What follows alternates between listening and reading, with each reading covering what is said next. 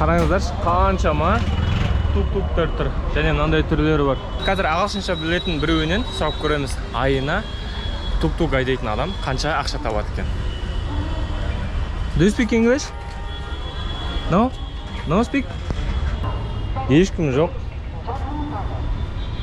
Тамаққа кеткен сияқты. Does he earn? Yeah. भैया महीने का कितना कमा लेते हो? महीने का कितना कमा लेते हो? 15-16,000 16,000 month.